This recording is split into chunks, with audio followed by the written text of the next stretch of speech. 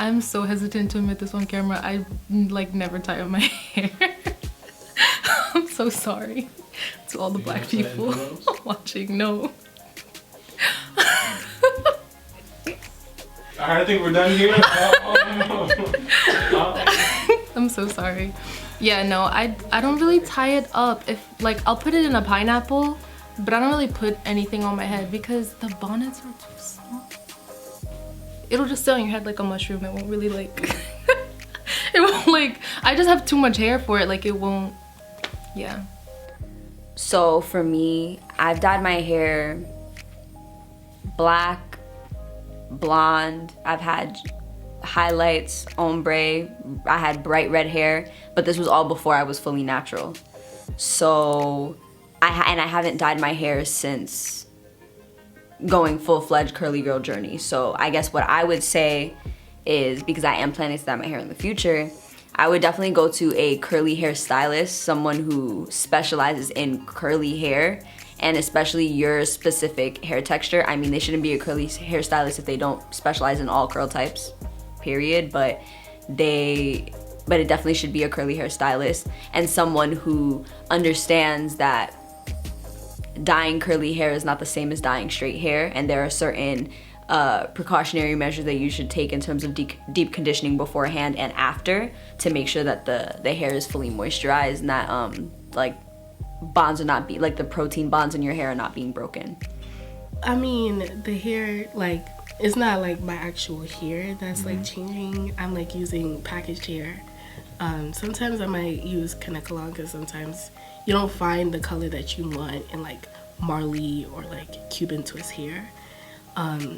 Like Kanekalon hair has more of a variety of colors, so I like to, you know, get a little couple of strands and put that in my hair. In terms of like using color in your natural hair, I think that it's more so what you do after with your hair that's important, because you're putting a very aggressive chemical on your hair. If you have dark hair like me, I have super black hair.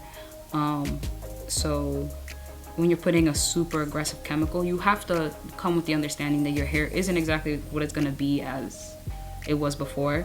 But if you take care of it, if you hydrate it, if you condition it, and you do the aftercare, then I feel like your hair could bounce back.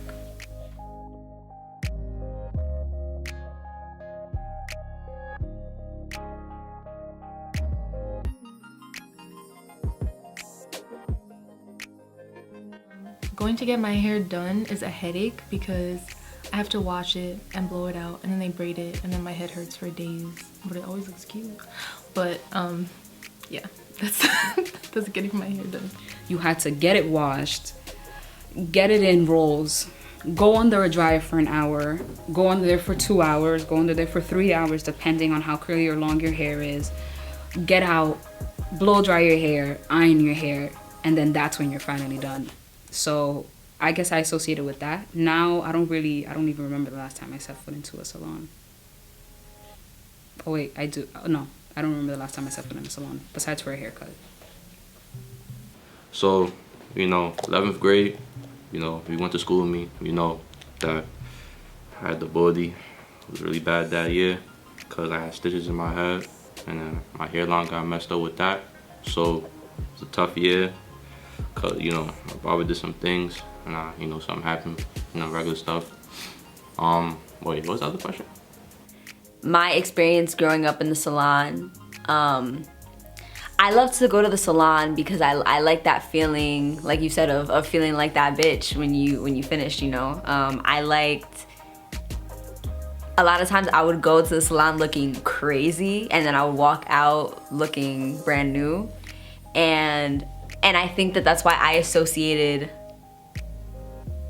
like a lot of being pretty with like my hair being straight, because when I went to the salon before being natural, I only went to straighten my hair. I didn't go to get like a curly haircut and get like a full wash and go and stuff.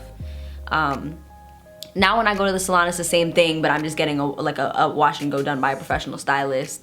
And for me now, when I do like a fresh wash and go, or when I get out the chair and like I'm with my my actual curly hair stylist now, I feel like I be feeling like nobody could really like, you know, touch me.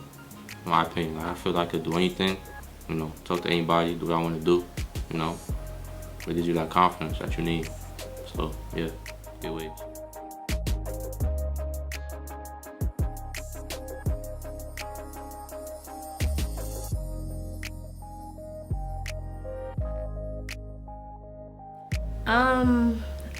I would say there was a period when I like just cut my hair and it was just like, oh, why did you cut your hair, blah blah blah, and it's just like I just felt I was tired of it, I guess, a little bit.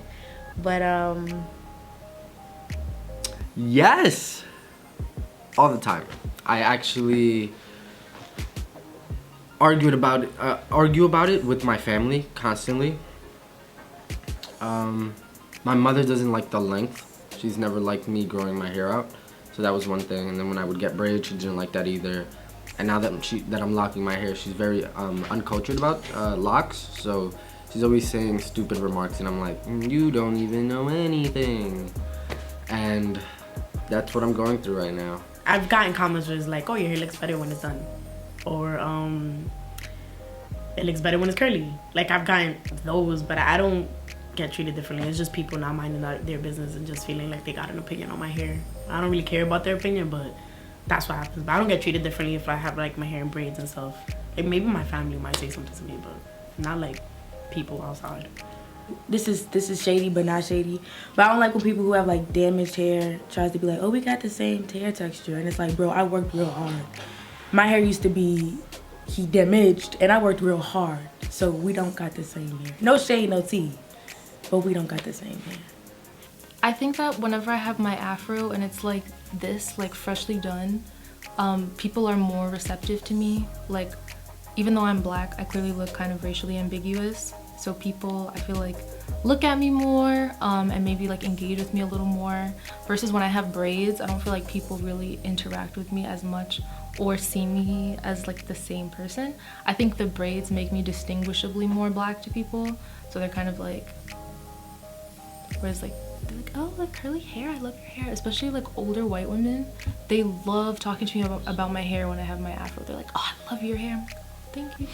So yeah, I think people definitely look at me differently depending on what it is. Even black men, oh my God. Be around a black man with a damn lace front, long weave, they gonna love you. Be around a man with a black man with any type of a lot of hair, they gonna love you. It's like really crazy, especially being in Detroit. Like, I noticed the difference when I have my braids. Like, I get hit on more when I have a lot of, like when I have my long sew-ins in, versus if I have something that's natural and more black. You know, it's a different type of man that will approach me. like it brings me back to like high school when like kids would compliment me more, like especially like boys. Like I would get a lot of attention from guys when my hair was straight. And when my hair was natural, like people would be like, oh, like you look like you just woke up. And I'd be like, cause I did.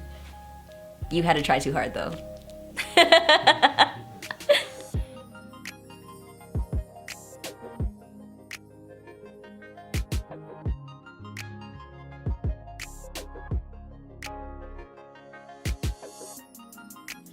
Let me get in this shit real quick because this was crazy as fuck. My freshman year at Purchase College, I'm sitting in the computer minding my motherfucking business. This is the first time I had like flat iron my hair. And this was before it got cut off. So I'm sitting there typing. This white motherfucker, I'm sorry, he walks up and says, Chelsea, your hair looks so nice, and runs his fingers through my hair. Like literally from here all the way to the back, just ran his fingers through my fucking hair. And I was just like, I froze because his hands were dirty. His hands was fucking dirty. Like I just froze and I looked up at my friend Alicia who was there and she was just like we didn't know what to do. I was like, I should kill this. But I was just like, thank you. And I went back to typing, like I twitched a few times because I just couldn't believe that shit. I didn't know what to do because I was like, if I just haul off and cuss him out, like you couldn't do that to him because he'd be the type to go and file a protective order and act like I tried to kill him in the middle of the library. He was a crybaby. Can I interject? Yes, He was also the motherfucker that. He was also a motherfucker that got in because of Connect. So he definitely was gonna do some shit. Not that we scared. We not scared. But we gotta be smart. Yes. We got to that later. Yes, sure did. Because he'll be the motherfucker to try to get you kicked out. You know, like he's not the type to just, he's like, no, everybody gotta suffer. But yeah, that was that happened. Over the break, I was working at this retail store and this couple came in and they were like, yeah, and I was checking them out and they asked me if my hair was real. And I didn't really know what the fuck to do because I didn't do nothing to it that day. Like it was not looking that cute. Like I'm gonna be real. Like it was a old twist out. Like I had just risen out of bed, barely got there on time type shit, and they asked me if my hair was real, and that was, I don't know what the fuck that was, because obviously it was real. Like obviously it was real. That shit shook me to the core.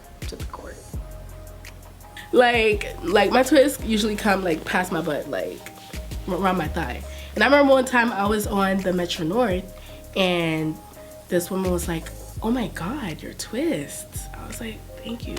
She was like, did you grow it? Like, wow, it's so long. I'm like, miss, you know damn well these twists are not, like it's not my hair. But yeah, there's been a lot of instances where that has happened and I'm like, you could chill. But yeah, like I said before, like the reception is usually like, yeah, my hair looks good. I've gone to places in Wisconsin where it's like I'm like the darkest shade they've seen, and I'm obviously not that dark, so imagine that.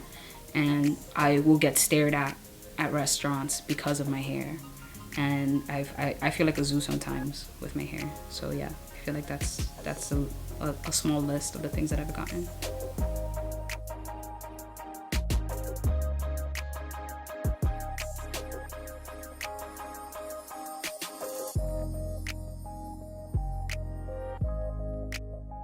As I grow older, I've recognized the importance of the cultural significance of hair, especially in Black women and in Black Latin women. And, you know, we have to step ourselves out of these standards that years of generational racism has put on us and days from the diaspora. And once we grow out of that, we can truly be comfortable with ourselves. I mean, I could go with the simple, like, that's my crown, but it's just, like, it's an extension of me, but it's, like, you know what I mean? Like, I'm not... Damn, I don't even know how to... That's a good question. It's, like, it's weird because it's, like, they also... I'm at a point where I'm trying to learn, like, my hair doesn't define me a lot of times because, you know, when I first cut my hair off, that I didn't feel pretty at all, and like when my hair goes crazy and doesn't do what I want, I don't feel pretty. So it's like it represents who you are as a person. Like people do a lot of crazy things to their hair that represents how they feel. For me, growing it out, it's like part of my growth or part of what I've been through, you know, and it's love. Oh, it's love. What my hair represents to me is just, it's me. Like, it is me. Like, that's my main, that's my crown. Like, and even when I don't treat her right, I still be talking her ass while I'm doing, I'm like, I'm sorry. You know, like, I don't even know how to explain that. Like, that's probably one of the most consistent things I've had since I was born. So I really don't know how to explain. I don't even know how to answer your question. That was a good ass question. You know, being able to accept and love myself without this crown, although it is very beautiful and it represents so much, especially for Black women throughout history because, you know, they used to shave our heads. Mm-hmm. They made us wear head wraps, and then when the head wraps were too beautiful, we weren't allowed to do that. It was like so much attacking against our hair, even to this day, you know. We wear certain hairstyles and it's seen as ghetto, or your hair isn't done, and then somebody, you know, Latino or white or whatever does it, and then it's cute and it's stylish and it's fashionable. So to this day, it's like a thin line. It's kind of hard to be like, you know, hair doesn't matter, because it does, because it has cultural ties, most definitely. And in the Black community, it's bonding. Like, I can't tell you how many times, you know, I used to work at a salon and y'all be in that motherfucker cackling and laughing and all types of shit while doing your hair. Like, it's something that is so important. And loving my hair and like taking care of it helped me to love me more too.